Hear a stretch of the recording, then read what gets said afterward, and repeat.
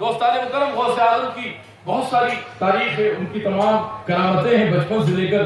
ارے جب جس کی ولادت کرامت ہو تو اس کا آخری دن کیا کرامت نہیں ہو؟ اور پھر آج تک کرامتوں کا سلسلہ بند نہیں. وہ کہتے ہیں جب ان کے گدا بڑھ دیتے ہیں شہار زمانہ کی جھولی، محتاج کا جب یہ عالم ہے مختار کا عالم کیا ہو؟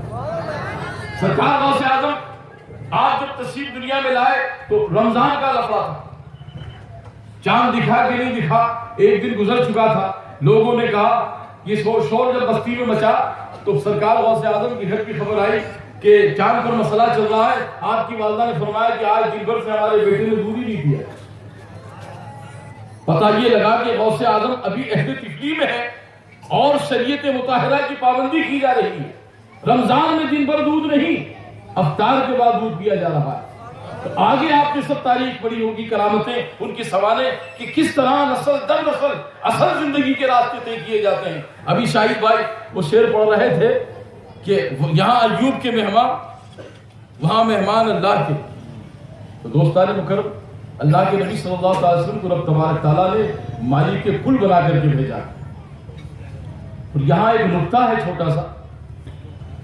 یہ مشہور ہے کہ آقا کائنات صلی اللہ علیہ وسلم جب مکہ شریف سے ہجرت فرما کر مدینہ طیبہ پہنچے تو 3 دن سے لوگ انتظار فرما رہے تھے اور یہ صدائیں بلند ہو رہی تھی، طلال بدر علینا من ثنیات الوداع واجب الشکر علینا ما دعا للہ داعی. کوئی جھاڑ پر چڑھا ہوا ہے، کوئی پہاڑ پر چڑھا ہوا ہے، کوئی مکانوں کی وادی پر چڑھا ہوا ہے، انتظار میں ہے.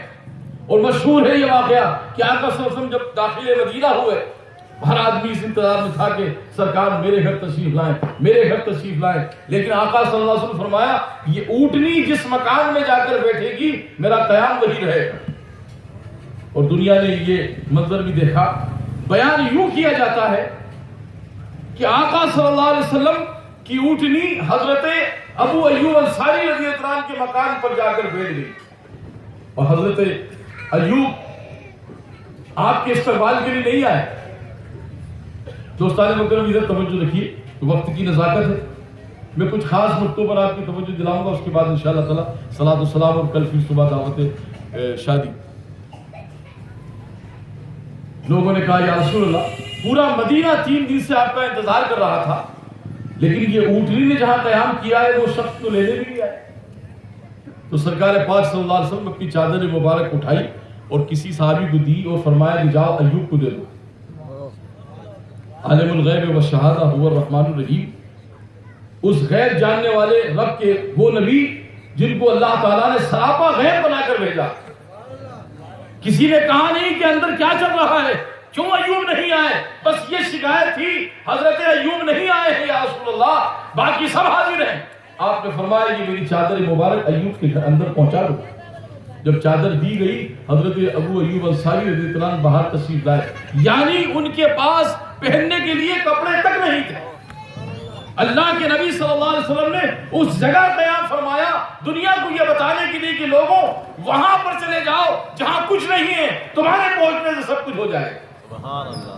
اور وہ مکان ایوب انصاری کا نہیں تھا، اللہ تبارک تعالیٰ کے محبوب مالک کائنات ہے. ایک بڑی طویل گفتگو ہے اس بات پر. ایک تنبا بادشاہ کر کے ہوا کرتا تھا، پوری دنیا میں اس نے جب جنگیں کی اور وہاں سے دانشوروں کو اکٹھا کر کے، مختصر یہ کہ ہر شہر سے ہزار سو وہ دانشوروں کو لاتا تھا اور اکٹھا کر کے ان میں سے صلاحیت والے لوگ اکٹھا کرتے مدینہ جب بسایا گیا. اور یہ مدینے میں تمام چیزیں جب اپنے اس زمانے کے لوگوں سے اس نے آقا صلی اللہ علیہ وسلم کی آمد کا ذکر سنا تو یہ مکان بنا کر فرمایا کہ یہ ان کا تحفہ ہے. جب وہ نبی محمد رسول اللہ تشریف لائے تو انہیں نظر کر دیا جائے کہ مکان ان کا ہے. دوستان مکرم، ایوب رضی اللہ تعالیٰ کا مکان نہیں تھا، آقا خود اپنے مکان کے مالک و مختار تھے. اور جس اونٹ پر سرکار سوار ہو جائیں وہ اونٹنی بھی اس بات کو جان رہی تھی یہ سارے مکان تو کسی کے ہوں گے، اس مکان پر جانا ہے جو صاحب مکان کا مکان ہے، اس مکان پر پہنچنا ہے جو خود مکان کے مالک ہے. ہم وہاں پہنچیں گے. اور آقا صلی اللہ علیہ وسلم اپنے مکان پر گئے. اور دوستان مکرم، سرکار پاک صلی اللہ تعالیٰ علیہ وسلم نے اپنے مکان سے فی دین و سنت کا سارا کارنامہ انجام دیا، اور یہ وہاں سے سلسلہ چلتے چلتے صحابہ نے اپنی قربانیاں پیش کی، خلفائے راشدین نے اپنے کام انجام دیے، اور پھر یہ سلسلہ اولیاء کرام کے ہاتھ میں آیا۔ آج غوث اعظم رضی اللہ تعالیٰ، حضور غریب نواز، حضور محبوب الہی، حضور مخدوم اشرف جہانگیر سمنانی اور تمام اولیاء امت الگ الگ علاقوں میں، چھوٹے بڑے ہر شہروں میں بزرگان دین کی جو آمد و رفت موجود ہے، الحمدللہ یہ اسلام کے کام انجام دے رہے ہیں، اور انہی کے آمد و رفت سے دنیا میں اسلام کا کام چل رہا ہے۔ سرکار غوث اعظم رضی اللہ عنہ 4 برس کی عمر میں ہے، شکر گزاری، عبادت کا، صبر کا، ضبط کا سلسلہ ابتدا سے جاری ہے۔ آپ کی والدہ ماجدہ نے جب آپ کو تیار کیا مدرسے میں داخل کرنے کے لیے کہ یہاں سے قرآن پاک کا سلسلہ، تعلیم اسلام کا سلسلہ شروع کریں، تھوڑی سی توجہ رکھیں آپ، تو آپ نے نیا کپڑا سلوایا، تاریخ گواہ، وہ کپڑا اتنا سخت تھا جسے ٹاٹ کا دوسری شکل کہہ رہے ہیں آپ۔ ٹاٹ پہن سکتے ہیں کوئی آپ؟ آج تو ٹاٹ پہن کر گھوم رہی دنیا، ٹاٹ کیا پہن سکتی؟ ٹاٹ سے تھوڑا سا کم چبھنے والا کپڑا، لیکن چونکہ وہ کپڑا تھا اور والدہ یہ جانتی تھی کہ یہ وہ درسگاہ ہے، یہ وہ تعلیم ہے جس کے ذریعے دنیا و آخرت کی حقیقت حاصل ہوگی۔ آپ نے نیا لباس پہنا ہے، جیسے ہی وہ جبہ آپ کو پہنایا گیا، حضور سرکار سید عبدالقادر جیلانی غوث اعظم سمدانی کی آنکھوں سے آنسو آنے ٹپک گئے۔ والدہ نے کہا کہ بیٹے کیا بات ہے، یہ کپڑا چبھتا ہے؟ فرمایا کہ نہیں۔ پھر یہ کم ترین کپڑا ہے؟ فرمایا نہیں۔ کیا ہے؟ کہا امی جان شکر گزاری کے آنسو، کہ جس دین کی تعلیم کے لیے میں جا رہا ہوں اس کے آغاز میں نیا لباس پہنایا جا رہا ہے۔ آپ نے فرمایا امی جان اگر آپ اجازت دیں تو میں سجدہ شکر ادا کر لوں؟ فرمایا بیٹے وفادار خاندان کا چشم و چراغ، نسل اہل بیت مولا علی کا چشم و چراغ، حسنین کریمین کی جان حضرت غوث اعظم نے اس لباس کو پہن کر ابھی تعلیم کے درسگاہ میں نہیں گئے ہیں، ابھی علم و فضل کا کوئی سلسلہ نہیں ہے، لیکن مادر علم نے، ماں کے پیٹ نے ان کو 17 پارے کا حافظ قرآن بنا دیا تھا، اور علم و عرفان کی روشنی غوث اعظم کے رگ رگ میں سمائی ہوئی تھی۔ آپ نے سجدہ شکر ادا کیا اور پھر درسگاہ میں گئے۔ یہ بات بھی پوری درسگاہ میں، پورے بغداد میں، پورے علاقے میں، جیلان میں مشہور ہوئی کہ عبدالقادر جیلانی نے نیا لباس پہن کر سجدہ شکر ادا کیا ہے۔ مطلب وہ یہ پیغام دے رہے ہیں کہ رب تبارک تعالیٰ جو نعمتیں بندوں کو عطا کرے، قرآن میں رب فرما رہا ہے خود لئن شکرتم لازیدنکم، جو نعمتیں میں تمہیں دے رہا ہوں اس کا تم شکر ادا کرو گے میں اس میں اضافہ کر دوں۔ 4 برس کی عمر میں وہ معمولی سا لباس پہن کر غوث اعظم نے عظیم شکرانہ ادا کر کے سجدہ شکر ادا کیا۔ رب نے فرمایا عبدالقادر جیلانی ہم تمہیں بچپن کے شکرانے کا وہ اعزاز عطا کریں گے کہ بادشاہ وقت بھی تمہارے لباس کو دیکھ کر فخر کریں گے کہ ایسا لباس کسی بادشاہ نے بھی نہیں پہنا ہوگا۔ جو 40 برس کی عمر میں غوث اعظم نے زرعی لباس جس کی قیمت 10,000 درہم ہوا کرتی تھی، اسی لیے تو وہ لباس چرانے کے لیے چور آپ کے مکان میں چلا گیا، اس کی قیمت 10,000، اور ایک مرتبہ پہننے کے بعد دوبارہ استعمال نہیں، جب تک پہنا ہے ٹھیک، اس کے بعد خیرات کر دیا کرتے۔ بادشاہ وقت کو بھی یہ توفیق نہیں تھی کہ وہ اتنا قیمتی لباس پہن سکتے۔ جب پہلی بار آپ نے وہ قیمتی لباس پہنا تب بھی آپ کی آنکھوں میں اشک آ گئے۔ مریدین نے کہا حضور کیا بات ہے، کیا یہ لباس پسند نہیں؟ فرمایا مجھے اپنے 4 برس کی عمر کا واقعہ یاد ہے۔ رب کی نعمتوں کا بندہ جب شکر ادا کرتا ہے تو خدا کا فضل اس کو اس مقام تک لے جاتا ہے جہاں انسان جانے سے سوچتا ہے۔ دوستان مکرم، آپ بھی اپنی عادتوں میں اگر ترتیب غوث اعظم کو، طریقہ غوث اعظم کو، طریقہ اولیاء کرام کو اپنائیں گے، ذرے سے آفتاب بنا دیا جائے گا۔ آپ کی شان، آپ کی عظمت، آپ کی بزرگی، دنیا اس پر آپ کو سلام کرے گی، اور یہ راستہ آپ کے لیے راہ نجات کا راستہ ہو۔ اور غوث اعظم کے مقامات کیا رب تبارک تعالیٰ نے شان عطا کی، آپ خود فرماتے ہیں، قصیدہ غوثیہ کا ترجمہ پڑھیے۔ فرمایا رب نے مجھے وہ طاقت عطا کی ہے کہ ان بلند پہاڑوں پر اگر میں جلال کی نظر ڈال دوں تو یہ ریزہ ریزہ ہو کر بکھر جائیں، میں ان دریاؤں پر اپنی جلال کی نظر ڈال دوں یہ دریا خشک ہو جائیں، اور مہر کی نظر ڈال دوں تو خشک دریا بہتے ہوئے نظر آنے لگ جائیں، اس لیے کہ رب نے مجھے وہ شان و عظمت، وہ جلالت عطا فرمائی ہے۔ ارے بچپن میں جس کے دوڑنے سے مردے زندہ ہو رہے تھے اس کی جوانی کا عالم کیا ہوگا۔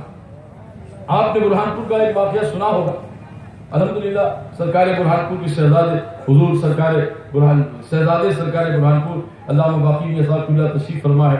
حضور شہزادے ناصر ملت مولانا احمد صاحب موجود ہیں, مولانا سہیل میاں صاحب یہاں موجود ہیں, اور بھی برہانپور ہم لوگوں نے ساری تعلیم و تربیت برہانپور سے حاصل کی.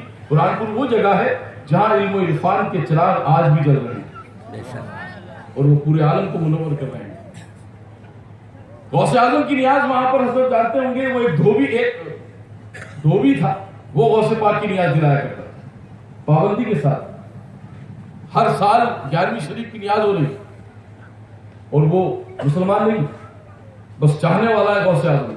آج بھی اولیاء کاملین کے آستانوں پر آپ دیکھیے ہر مذہب و ملت کے لوگ عقیدت کے ساتھ آتے ہیں.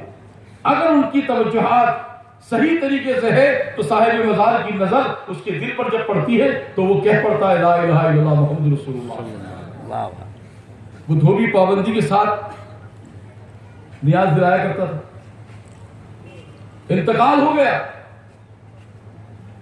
دنیا یہ جانتی ہے کہ یہ مسلمان نہیں, لیکن غوث اعظم کی 11ویں برہانپور شریف میں آج بھی بڑی دھوم دھام سے منائی جاتی ہے. ہمارے تو ہم نے کر لی پتہ ہی نہیں چل پاتا. کچھ جو تاریخی شہر ہیں جیسے حیدرآباد آپ چلے جائیں, وہاں جب 11ویں شریف کا مہینہ شروع ہوتا ہے تو جھنڈے لگنا شروع ہو جاتے ہیں. جن مکانوں پر جھنڈے نظر آئیں سمجھ لو یہاں غوث اعظم کی 11ویں شریف کی نیاز دلائی جاتی ہے. اور جب مہینہ ختم ہونے آتا ہے ہر گھر پر ایک پرچم لہراتا ہوا نظر آتا ہے اور اس پر لکھا ہوتا ہے یا غوث المدد, کہیں اغثنی یا غوث, کہیں لکھا ہوتا ہے یا شیخ عبد القادر جیلانی شہر. اس سے پتہ لگتا ہے کہ نیاز غوث اعظم ہو گئی. تو برہانپور میں بھی وہ نیاز دلایا کرتا تھا, پوری توجہ کیا, نیاز کا سلسلہ برابر ہوتا تھا. انتقال ہو گئے, شمشان گھاٹ لے گئے, مشہور واقعہ ہے برہانپور. اب جلا رہے ہیں, کیا ترکیب ہے؟ وہ جو 2-4-10 کنٹل کی لکڑی جتنی بھی ہوتی ہے, 40 کلو لکڑی ہوتی ہے, 50 کلو جو بھی ہوتی ہے, اس میں نبٹ جاتا ہے, مطلب اتنے میں اس کا کام ہو گیا. لیکن آپ دیکھیے غوث اعظم کی نیاز دلانے والے کو 6 مرتبہ لکڑی لگا دی گئی.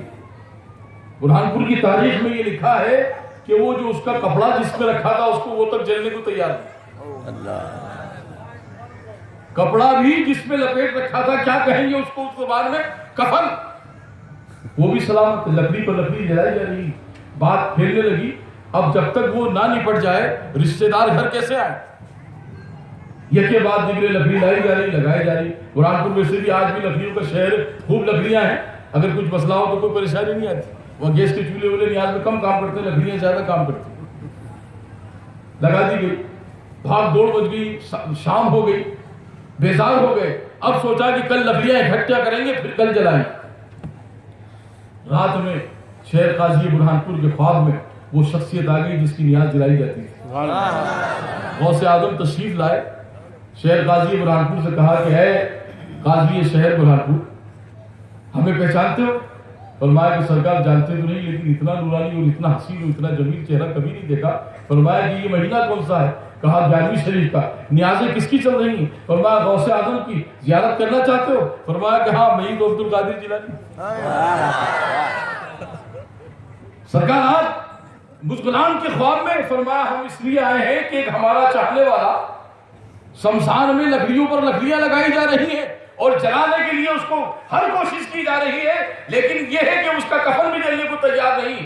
ارے ان نادانوں سے کہہ دو پورے علاقے کی لکڑی قیامت تک لگاتے رہو گے, اس کا کفن نہیں جلا سکتے. نعرہ تکبیر, نعرہ رسالت, جذب غوث الورا. کیوں؟